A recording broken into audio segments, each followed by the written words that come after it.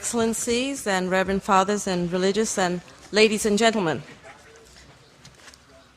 As I mentioned in my UN talk yesterday, God knew that the Church would lose her temporal defender, the Holy Roman Emperor, in 1918, and so that's why he probably sent Our Lady to Fatima in 1917 to help the Church, tell the Church how to protect herself in this coming satanic New World Order.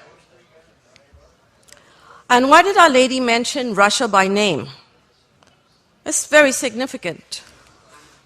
Well, less than a month after her last appearance in October of that year, 1917, the communists took over Russia.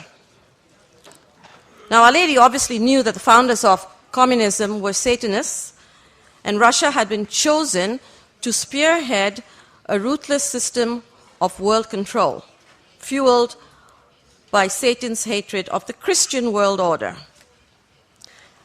And she knew that they would lead billions of souls to hell. So she came to warn us and give us the means of both physical and spiritual protection. In his 1958 book called Masters of Deceit, the FBI head, J. Edgar Hoover, recognized that communism is a religion. This is what he said. Communism is more than an economic, political, social, or philosophical doctrine. It is a way of life, a false materialistic religion. It would strip man of his belief in God and his freedom. Under communism, all would become slaves. America is now the prime target of international communism. End of quote. Well, communism is a religion. It's the religion of Satan. Because as I mentioned yesterday, communism is the invention of Freemasonry, and the god of the Freemasons is the devil. And I also mentioned that the Communist Manifesto was commissioned by the Illuminati to express Illuminati ideas, Masonic ideas. And that the goal of Masonry is a Lucifer-worshipping, socialist, one-world republic totally controlled by Masonry. In other words, the goal is to found and have the kingdom of Satan on earth. J. Edgar Hoover was a 33rd degree Freemason. So when he said that international communism was targeting America, he didn't reveal who was behind communism, because many prominent Americans were involved. The Cold War was a charade. It hid the fact that the errors of Russia were being spread with the help of the West. American and European bankers tied to the Illuminati secretly funded the Bolshevik Revolution and built up communist Russia and then the Soviet Union. And as we know, the United States has been working closely, and the Allies, with the communists, such as during World War II and through the United Nations. That's why Our Lady said that the only way to save the world from total enslavement was for Russia to be converted, which, as you've heard many times now, would only be through the collegial consecration of that country to her Immaculate Heart.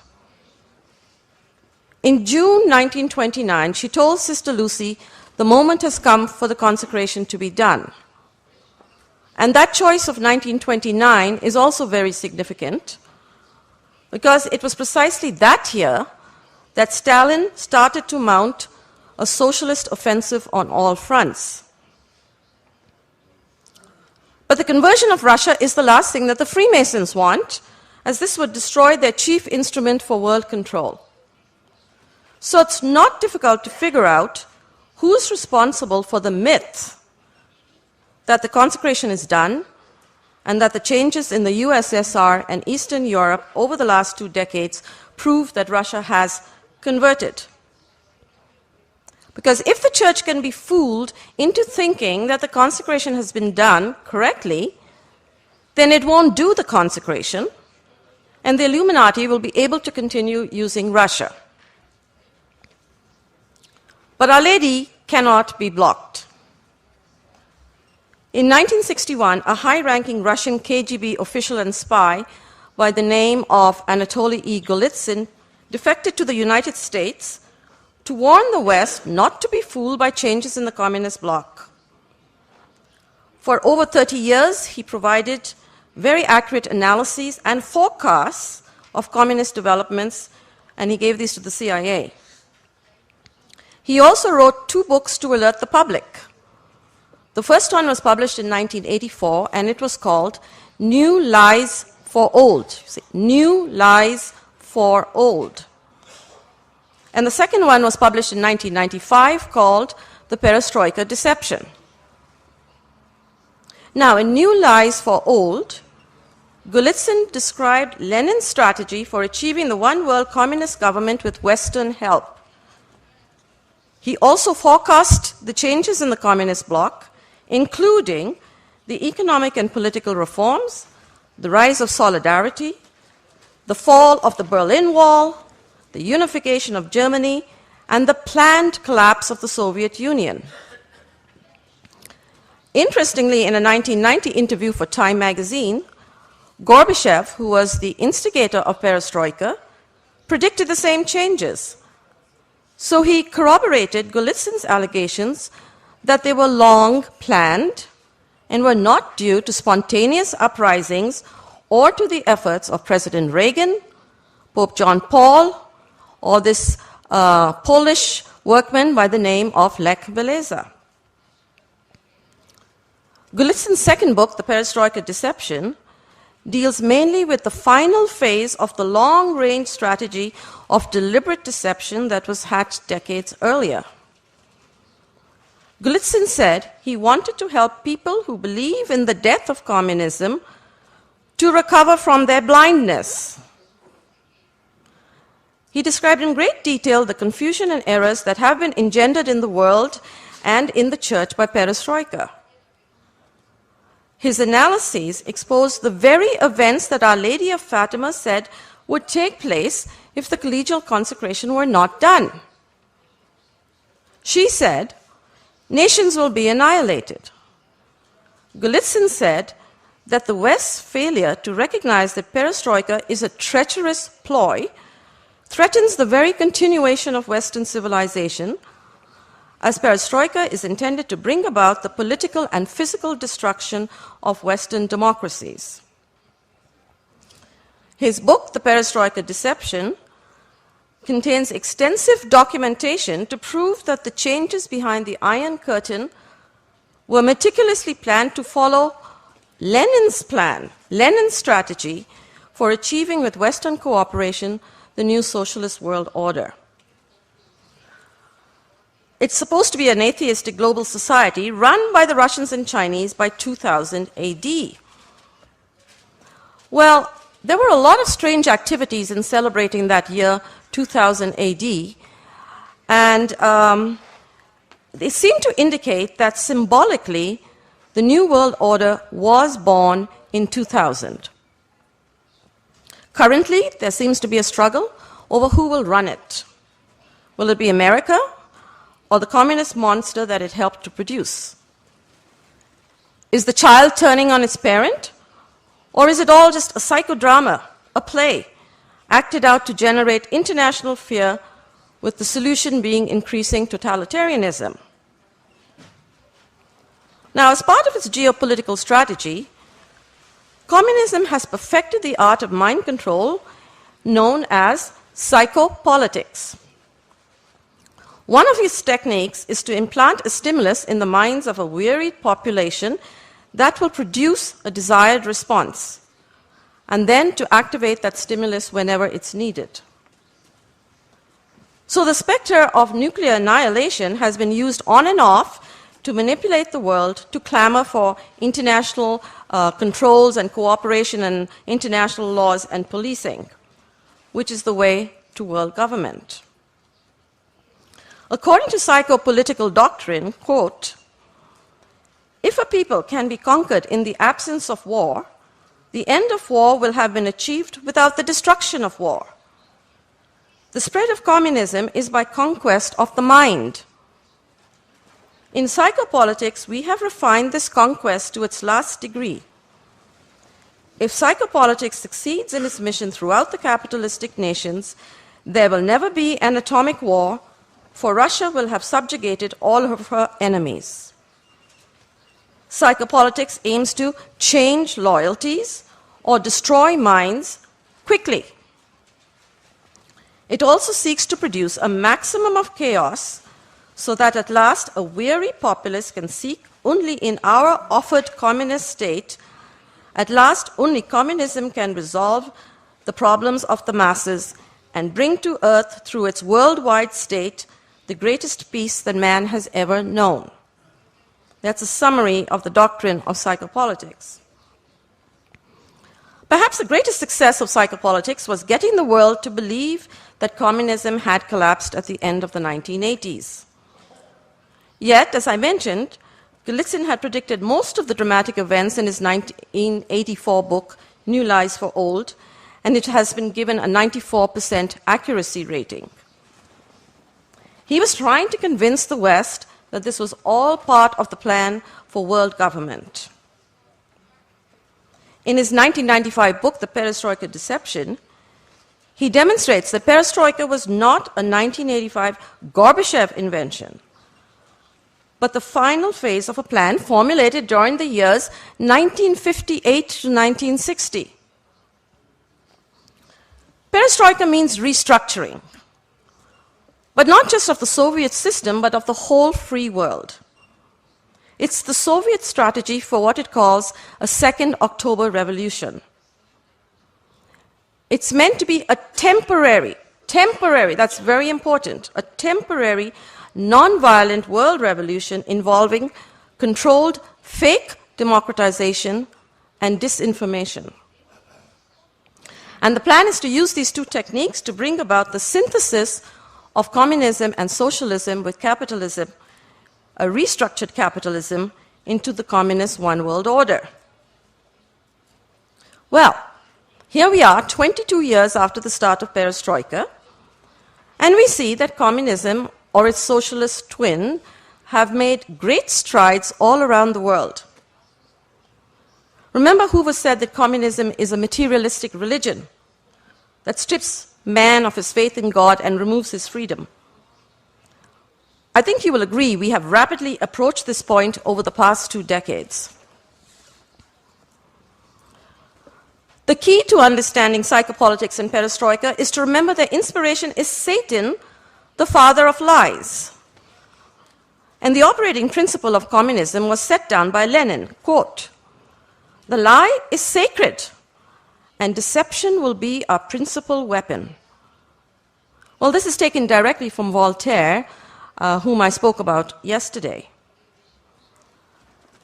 Golitsyn demonstrates that to fool Western populations into buying the concept of convergence with communism, Stalinism was restructured into a more attractive form of communist democracy, with the KGB playing a key role in implementing the strategy.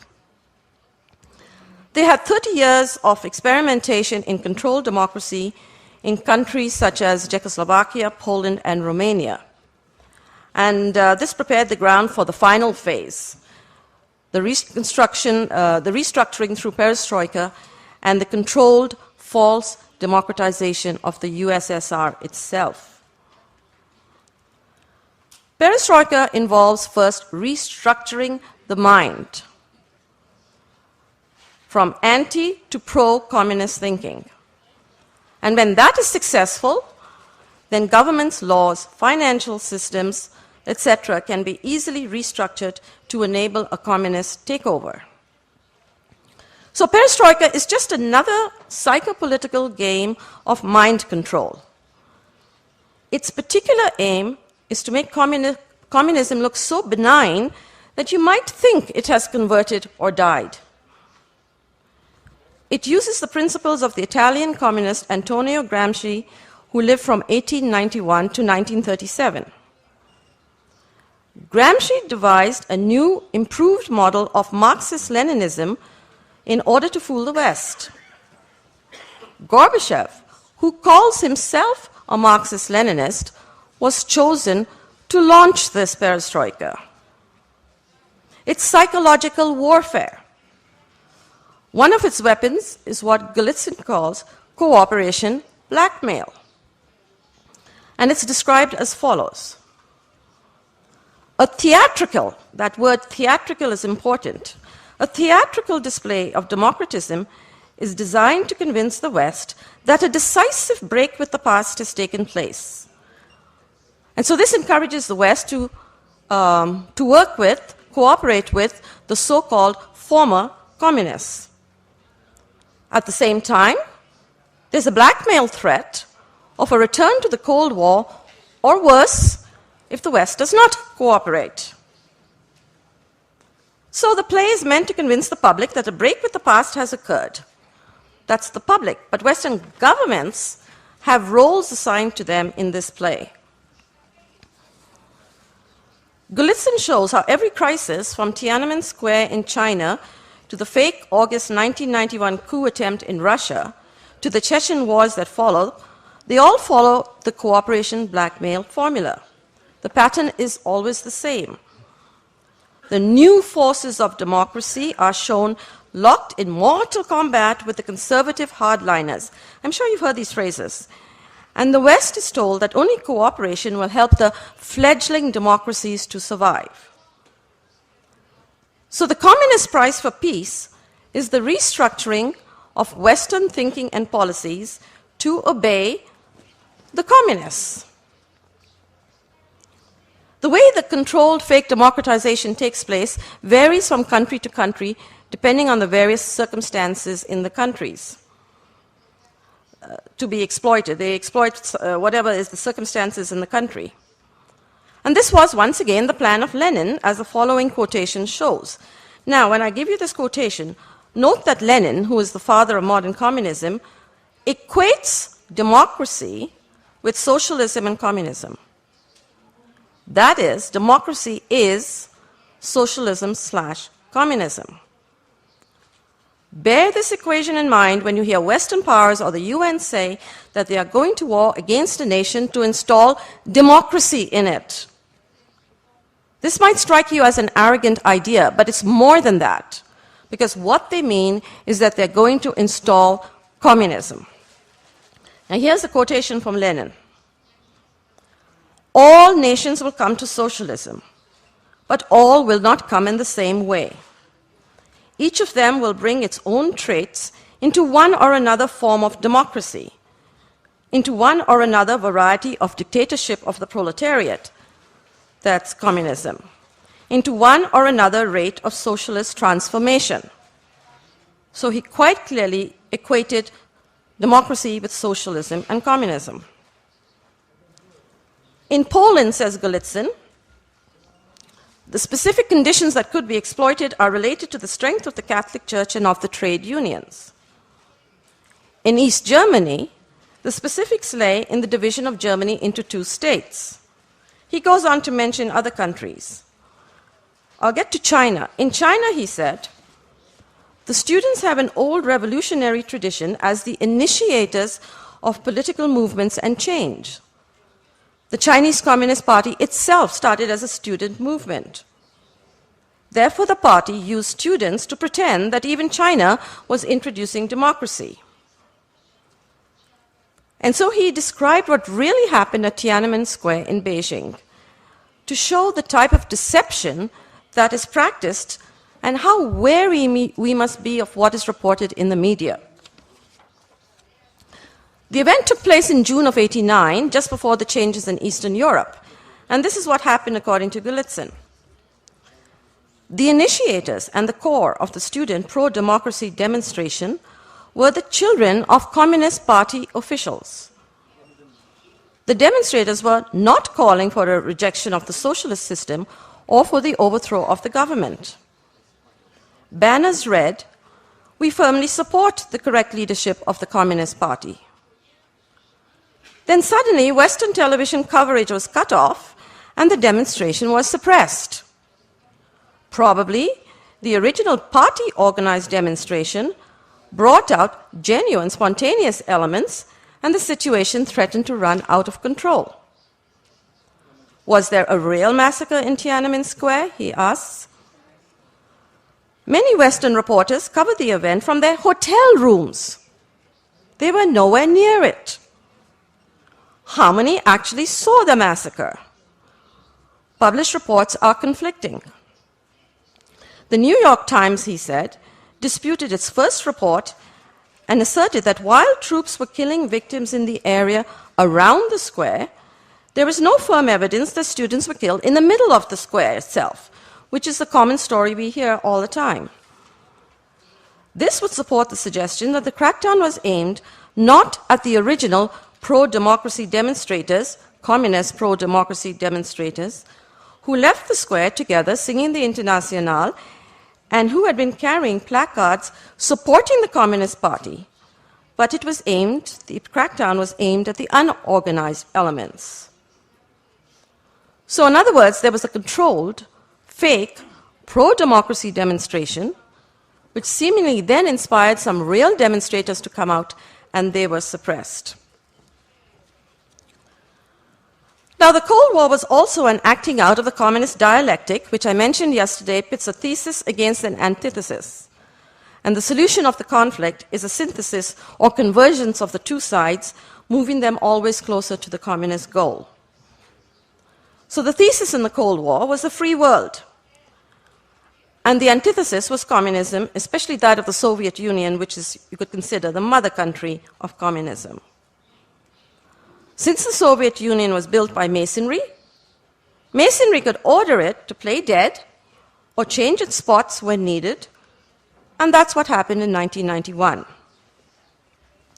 It was a major psychopolitical trick to trick the West into the synthesis or convergence. And it was even announced ahead of time.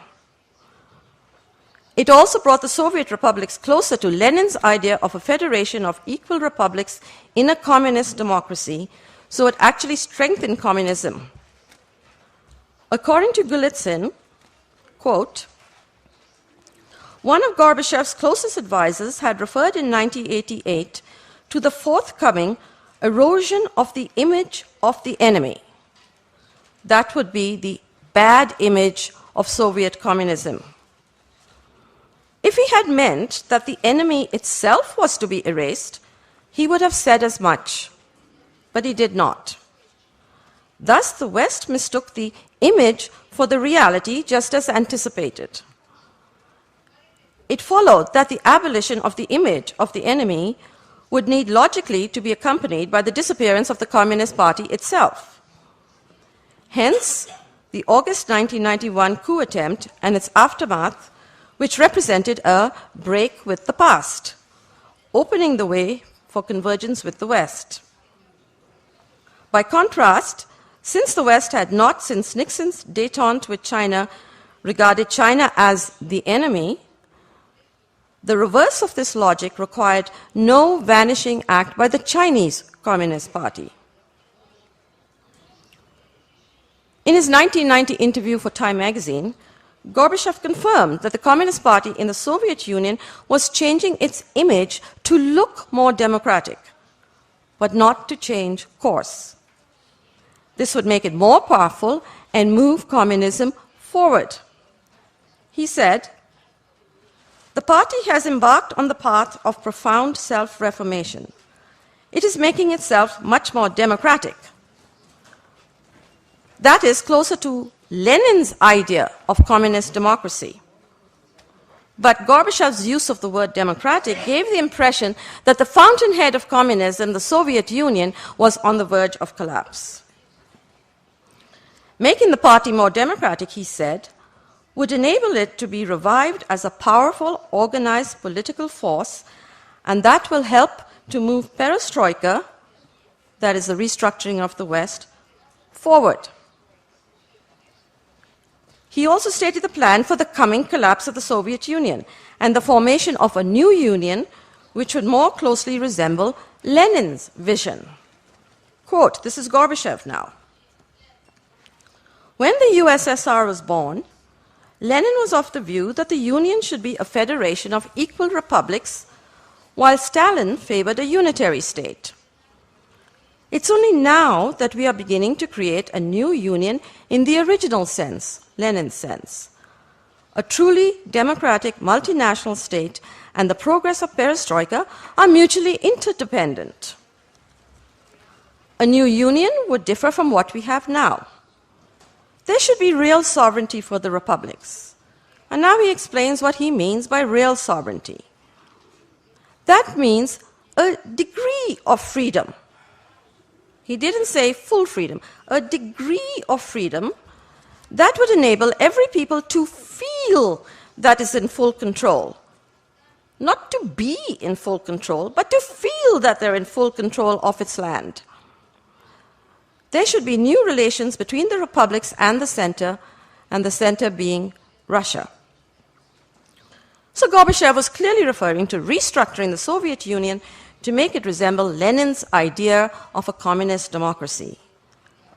And 18 months later, the USSR split into Lenin's federation called the Commonwealth of Independent States, or the CIS.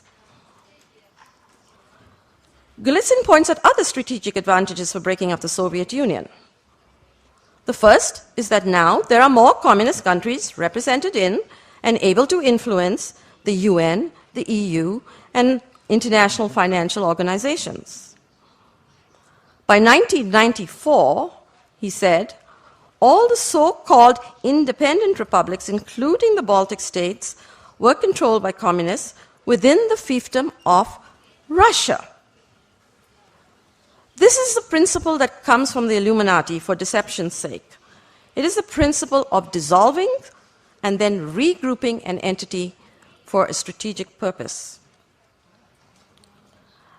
As far as independence, Lenin himself used independence. He gave temporary independence to some republics in order to promote trade with the West. So this had been done before. Another reason for collapsing the Soviet Union was to gain control of Middle Eastern oil. The new democratic image of the Muslim republics is being exploited to develop alliances with Muslim fundamentalists in Arab countries so that pro-Western rulers in those countries can be replaced with Russian-controlled fundamentalists. And the US and Russia seem now to be battling for control in the Middle East. The US is trying to win Iraq and Afghanistan whilst arming other Middle Eastern states such as Saudi Arabia, Kuwait, and so forth, as well as Israel. Russia has long supported Iraq and Egypt, and it's been selling nuclear technology and missiles to Iran.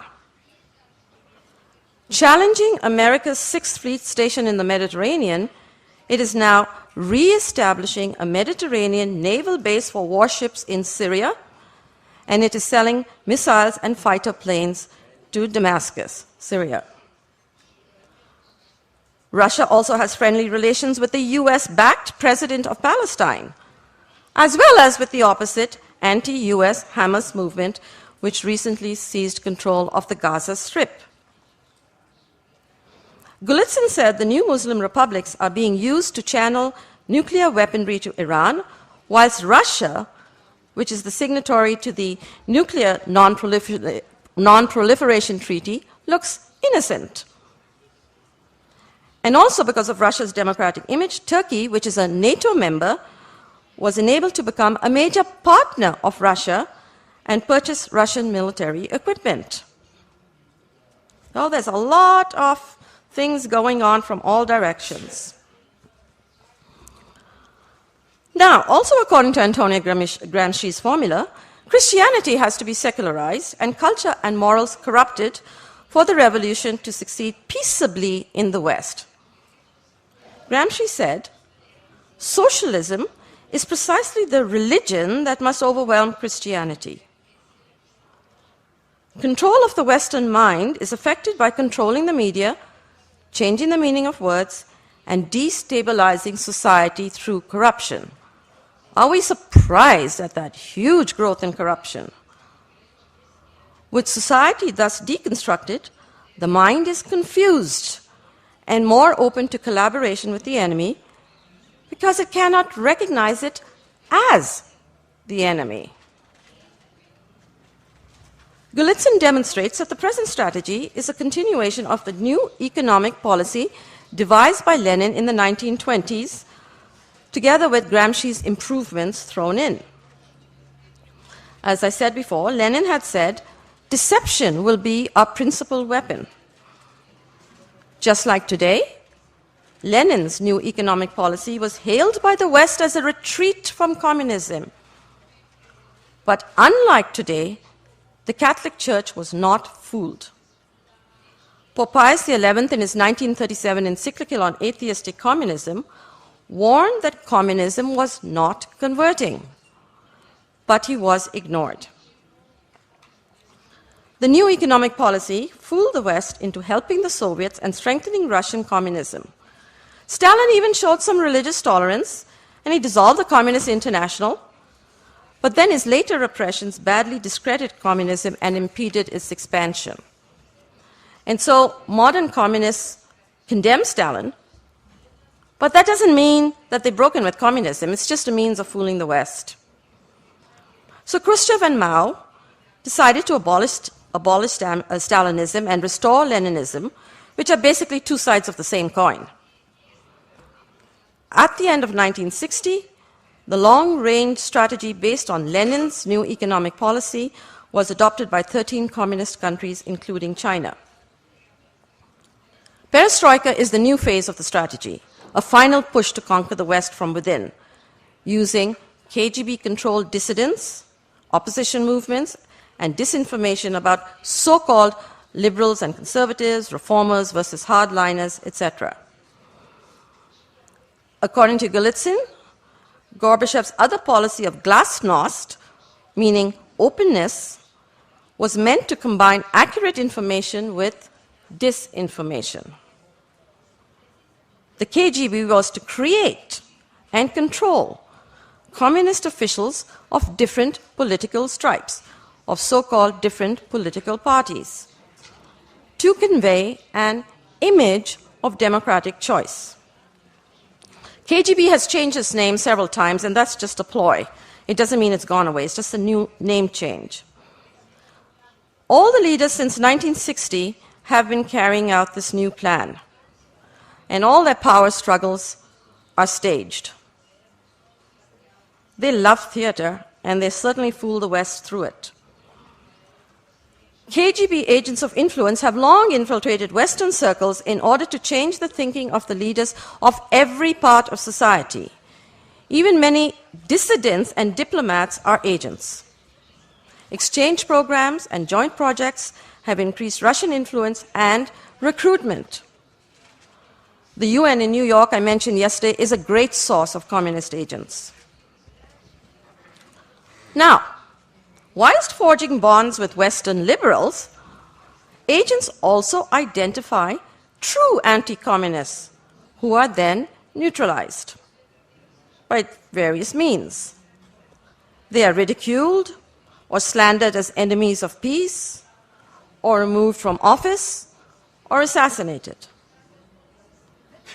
We don't have to look far for an example. I would say that Father Nicholas Gruner is a victim of the neutralization technique as used by agents within the church.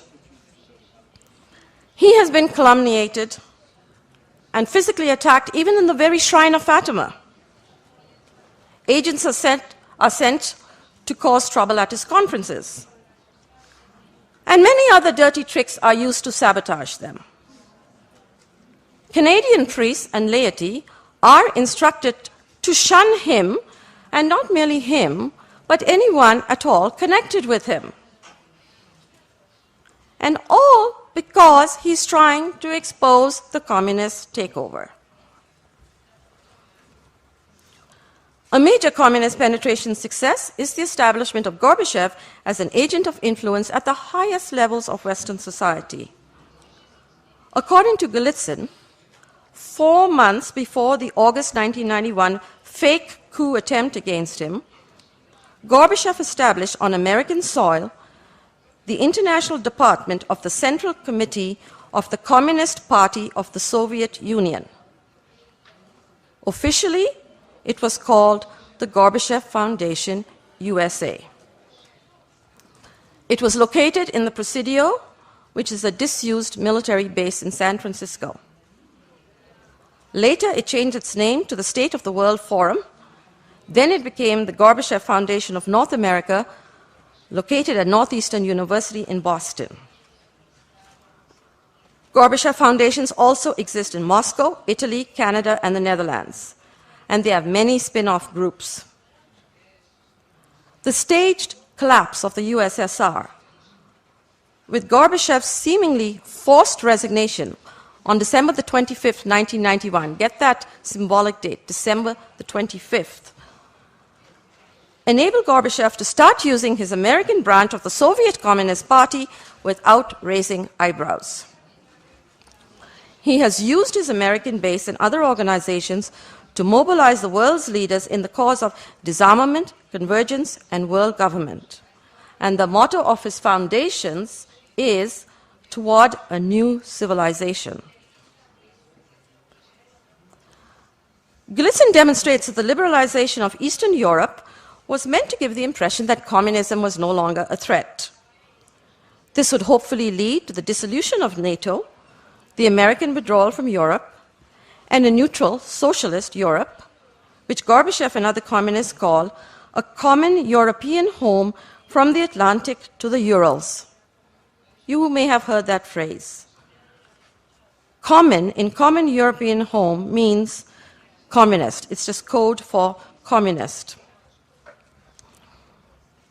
Since the NATO doctrine states that the security of the Allies is provided by the strategic nuclear forces of the alliance, particularly those of the United States, the dissolution of NATO would lead to Western nuclear disarmament. But with NATO still existing, Plan B was to reduce its effectiveness by various means. The first is penetration. This has already taken place through various cooperative projects with former Warsaw Pact and Soviet Union members. Russia worked with NATO in Bosnia, and a permanent NATO-Russian Council was formed, with NATO agreeing to consult Russia on all decisions. These projects are a working form of convergence. Plus, they enable Russia to learn how NATO operates. Global terrorism,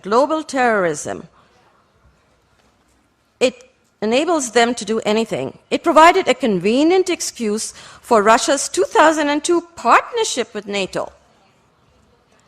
So it makes one wonder who was behind the attacks of September the 11th, 2001, especially since the 1989 Pentagon report made it clear that Russia was leading a worldwide network of terrorism aimed at the United States and its allies.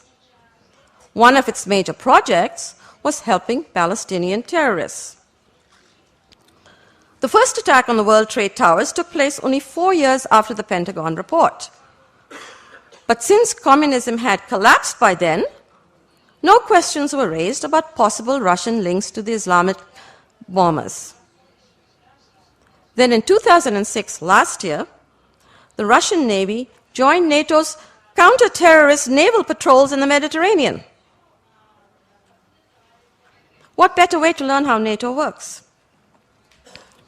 A second way to reduce NATO's power is by getting it to accept its former enemies as members. 10 Eastern European states have now joined. The Chechnyan barbarity, according to Golitsyn, strengthens the argument that Russia's neighbors need the protection of NATO membership.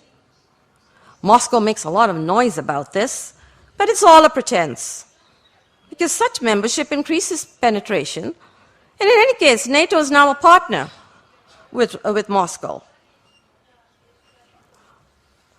Another way to reduce NATO's effectiveness is to reduce its originally purely military role of defending only its members. This has now been accomplished by using NATO as a peace enforcement force in Bosnia, Kosovo, and Afghanistan, which are non-members.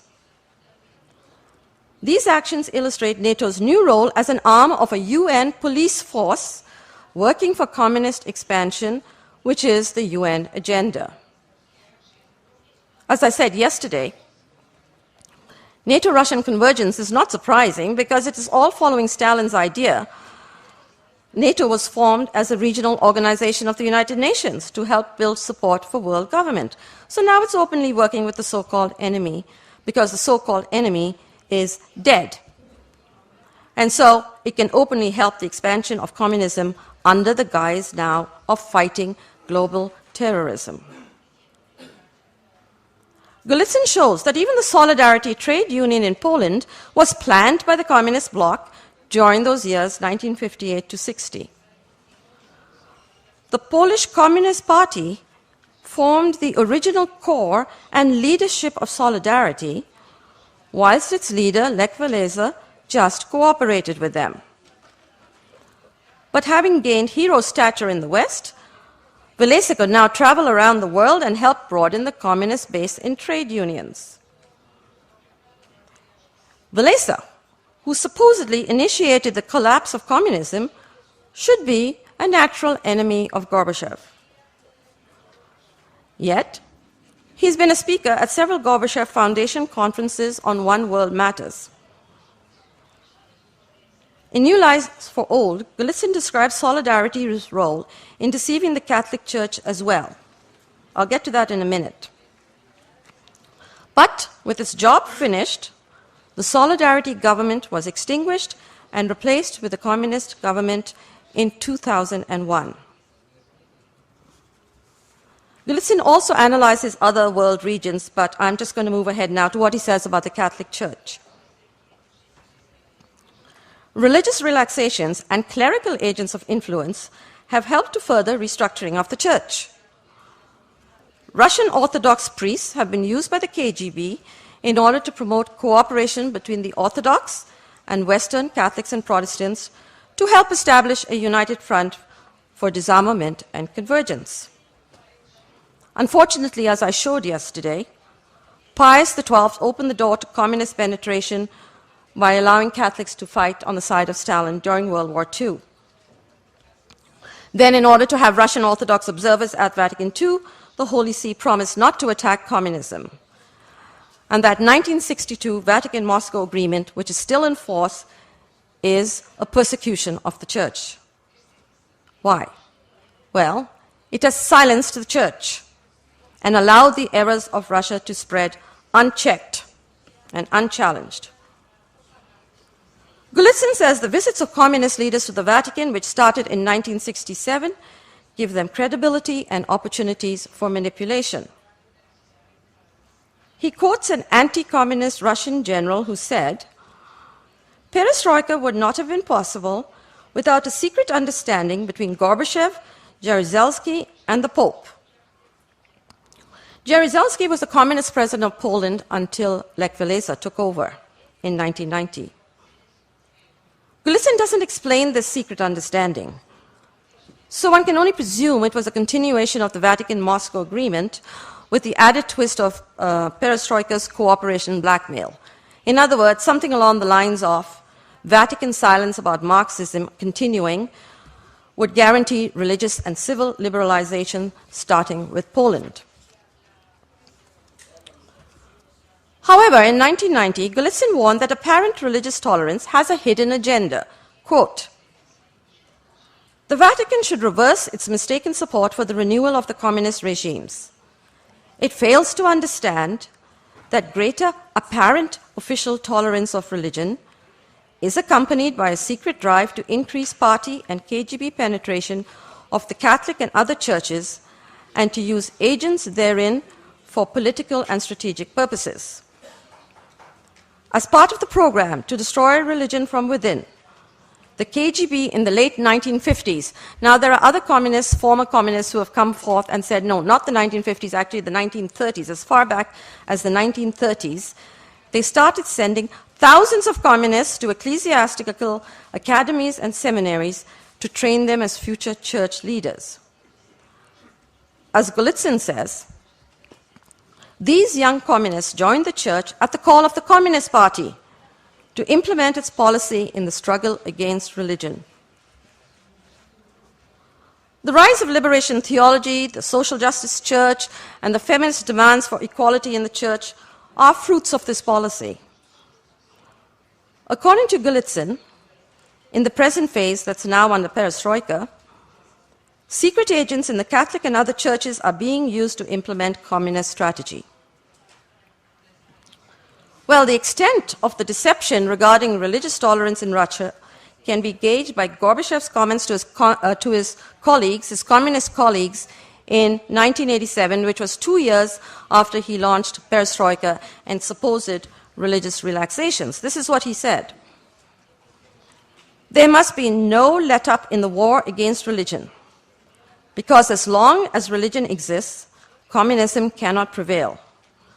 We must intensify the obliteration of all religions. The strategy parallels Plan B for NATO.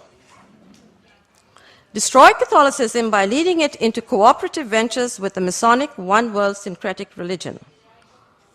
And this would merge Catholic beliefs with atheism or paganism, so it would no longer be Catholicism. Along those lines, Gorbachev himself co-founded the One World Church, which is a spiritual branch of the United Nations and is called the United Religions, UR, or the United Religions Initiative, URI. Its charter was signed in June 2000. Its literature says the organization is a tool for social transformation, which is another term for restructuring.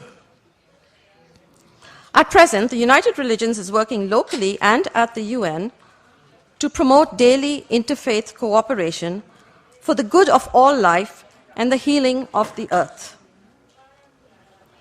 It does this by bringing people from all religions and of all ages, many youth are involved, to work together on projects promoting feminism, environmentalism, disarmament, and a stronger UN. The UR is supported by many priests, nuns, even some bishops, and incredibly and even sadly, it was endorsed by Mother Teresa. I did write to her to double-check on that, and she never contradicted that fact. Perhaps, however, after I wrote to her, I hope her endorsement, she got rid of it, but I never heard anything more about it. Another co-founder of the UR is the syncretic organization World Conference on Religion and Peace, which was launched by Catholic bishops, has a strong Catholic membership and papal support. Pope John Paul spoke at its conference in the Vatican in November 1994, which was the first interfaith assembly ever held at the Holy See. The Vatican uses the World Conference on Religion and Peace as an unofficial liaison with interfaith groups. Since the organization is Gorbachev's partner in co-founding the One World Church, we see how far the errors of Russia have penetrated the church thanks to the Perestroika deception. It's clearly part of the diabolical disorientation that Sister Lucy mentioned indicated would even take over the clergy. Another vivid indication that the policy of restructuring the church is working was Gorbachev giving a speech at the Vatican in November 2000. This man is an avowed Marxist-Leninist. His forums feature occultism. He wants to eliminate 90% of the world's population. He is coordinating the infrastructure of the New World Order. He instigated the policy of restructuring. In other words, the chief representative of the kingdom of Satan on earth addressed the head of God's kingdom on earth and the world's political leaders as an honored and wise guest. Gorbachev also met with Pope John Paul at least a half a dozen times since 1989. So Gramsci's strategy of perverting Catholicism is in full swing because the enemy is not recognized. The religion of God is being replaced with the religion of man as the church is finally taken to the, firmly taken, I should say, to the road of interfaith dialogue. So this has led her away from working for man's eternal happiness to working for a naturalistic utopia. It has facilitated communist control of de-Christianized minds. Golitsyn assesses the consequences of religious détente as follows. Never in its history since Nero has Christianity faced such a threat of possible destruction. A clear sign that restructuring of the West has succeeded was President Bush's speech to Congress on September 20th, 2001, just after 9/11. Declaring war on terrorists, he referred to the murderous ideologies of the 20th century: fascism, Nazism, and totalitarianism. What's missing in the list? Communism. He didn't even mention it. The most murderous ideology and the greatest terrorist organization that the world has ever seen, and he never mentioned it. It's not too surprising, given that Bush's family, as I mentioned yesterday, starting with his grandfather Preston, has been involved with developing the Soviet Union, the Nazis, and Communist China. Further, George Bush Sr. was present at Gorbachev's 1995 State of the World Forum Assembly, at which it was decided that Christianity is mostly to blame for the population dilemma, and so 90% of the world's population had to be cut. He blamed Christianity, they blamed Christianity, and there were many other world leaders there, including the ex-Prime Minister of Canada, Margaret Thatcher, and others. James Baker, who was the Secretary of State for George Bush Sr., and Colin Powell, who worked in both administrations, have been associated with Gorbachev's forums as well, as chairmen, as speakers, and so forth. So no wonder President Bush did not mention communism. Now, for the masses to want world government, they must feel that there are problems that allegedly only world government can solve and eliminate. Nuclear annihilation was the first fear until the end of the Cold War. Overpopulation and environmental degradation then took over as threats, and I say threats, but the new threat is international terrorism, and the attacks on the US were a first salvo in this war of psychological warfare. Regardless of who's responsible, the result already is curtailment of civil liberties and international military, financial, and political cooperation, all of which is necessary for the totalitarian world state. There are many, many syncretic memorial services now that have united people also in practicing the one world Masonic religion of indifferentism, which is the state religion of the new world state.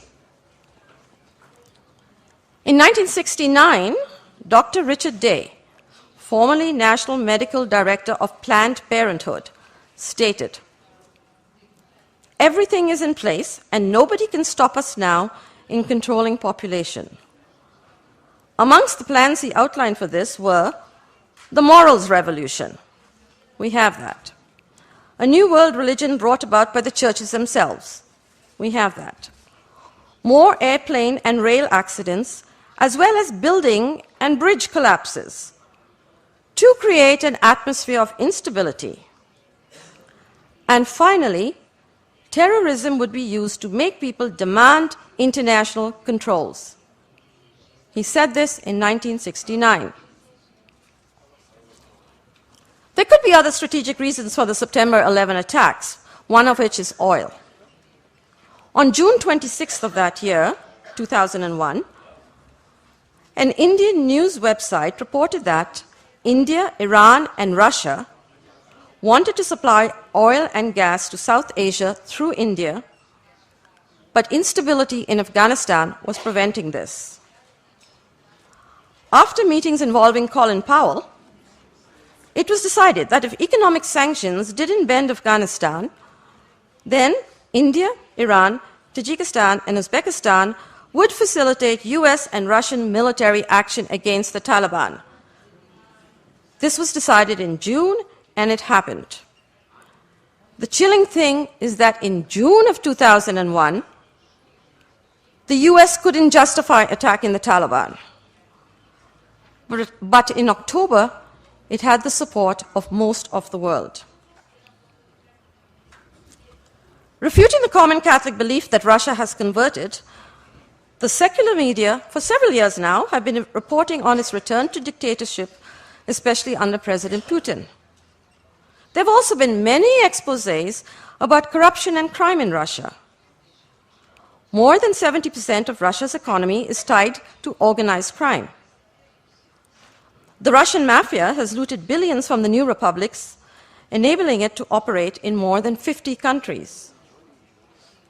In North America, by 1999, there were 30 Russian crime syndicates, and money laundering through American banks even involved Yeltsin and his family. The Catholic Church in Russia and China is, of course, not free.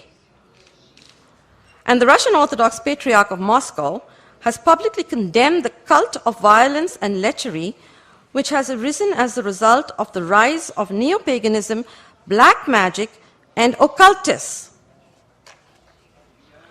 Russia's murder rate is one of the highest in the world. Sexually transmitted diseases are reaching near epidemic scale. And about 7 million abortions are done each year. Gorbachev himself is a New Age occultist, and there's a lot of occult activity at his conferences, which are attended by world leaders. The story is the same across the former Iron Curtain countries. Even Poland has legalized abortion and provides sex education in schools and subsidized contraceptives. Now, if all this is what Our Lady meant by conversion, then all I can say is heaven's moral standards have slipped terribly. Obviously not, that's absurd.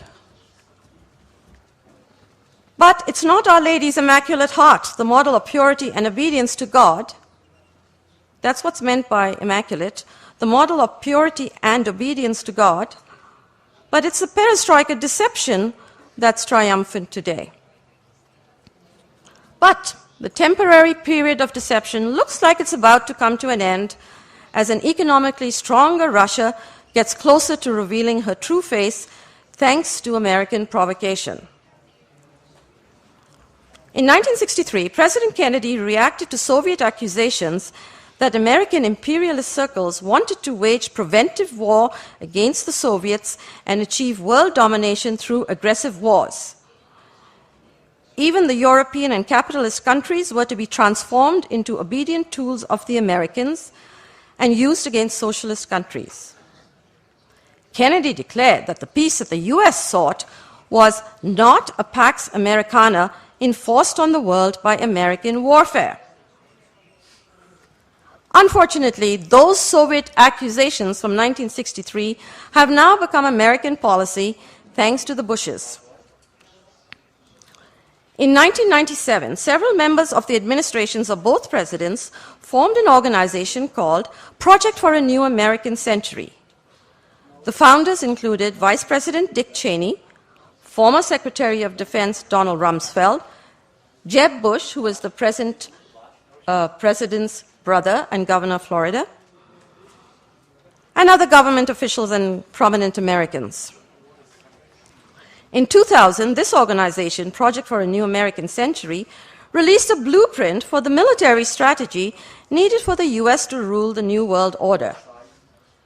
Its stated goal is a Pax Americana based on American military might. The blueprint was actually drafted in 1992, and it called for preemptive force to prevent the re-emergence of a new rival. The final 2000 version made it clear that not even a European army could be allowed, so the American military presence in Europe had to be strengthened. The blueprint called for a global missile defense shield against so-called rogue states, Iraq, Iran, and North Korea, and also called for the weaponization of space in order to maintain nuclear superiority. The blueprint said only a new Pearl Harbor event could justify the new war doctrine. Very conveniently, the new Pearl Harbor event occurred exactly a year later on September the 11th, 2001. President Bush then launched his preventive war on terror against the rogue states and said the US would also construct a global missile shield. So the US withdrew from the Anti-Ballistic Missile Treaty because that forbade both the global missile shield and the weaponization of space. So the US withdrew from it, and it's now working towards installing parts of the shield in former Soviet satellite countries, Poland and the Czech Republic. Finally, as per the Soviet accusations of 1963, the US has started to turn its allies against Russia through a war of words, just like it did with Saddam Hussein. Just 2 days after 9/11, then Secretary of State Colin Powell labeled Saddam one of the leading terrorists on the face of the earth.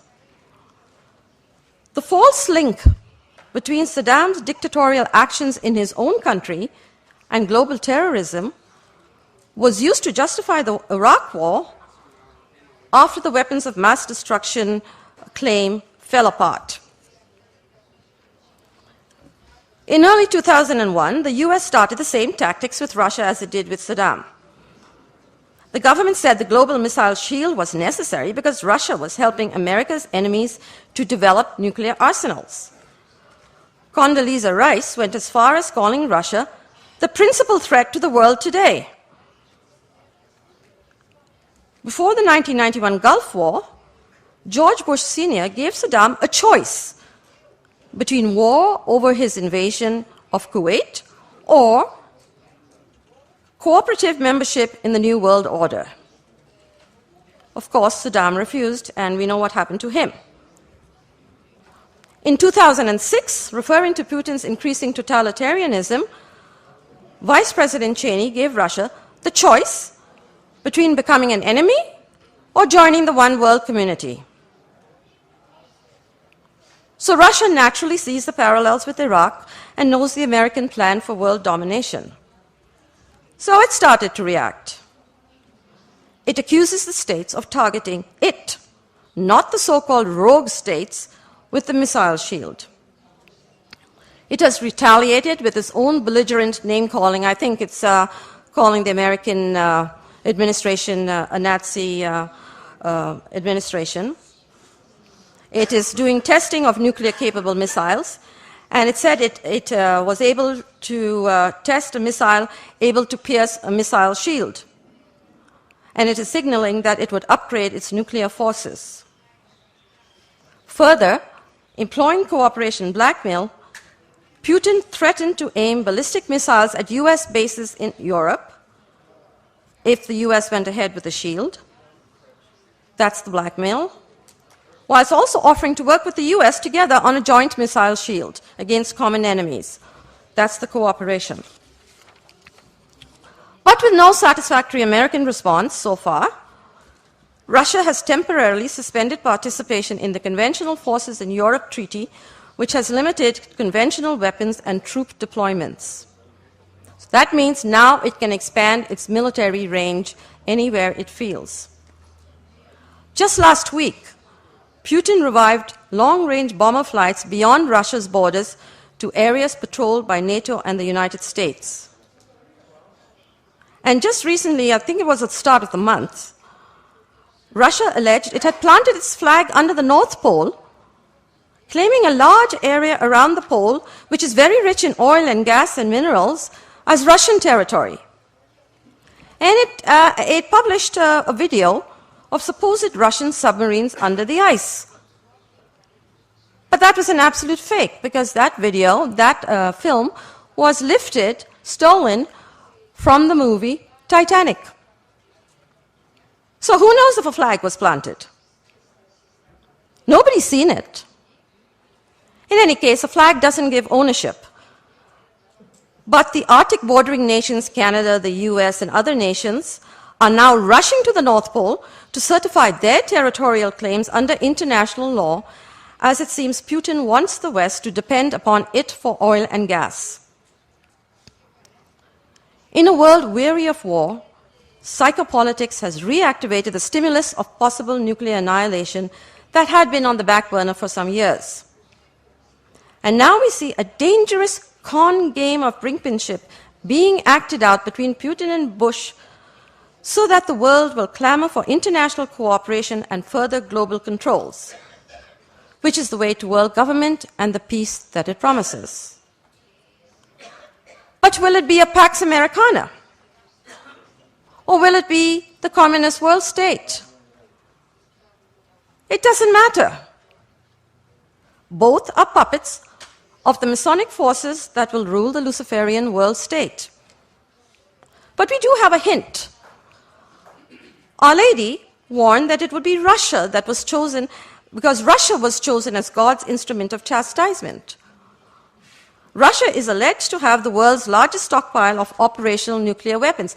You know, it only takes one or two to wipe out a big country like the United States, but it has the largest stockpile of operational nuclear weapons and thousands of warheads aimed at North America.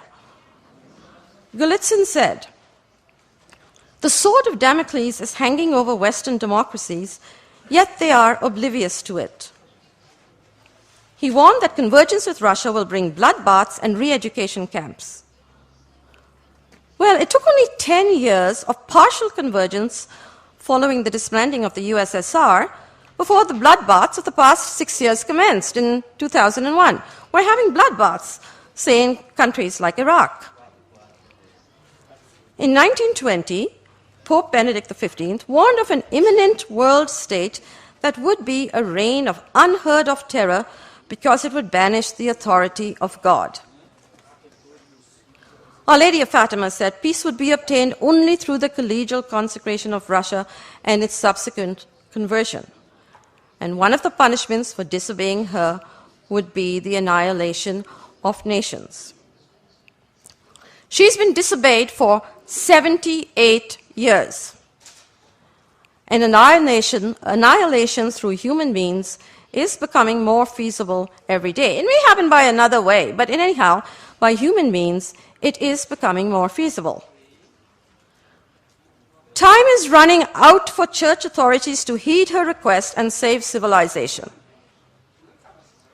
We must earn the grace for that crucial consecration. And to do that, may all Catholics follow Our Lady's program of prayer and penance, never forgetting her words, "Only I can help you." Thank you very much for your time.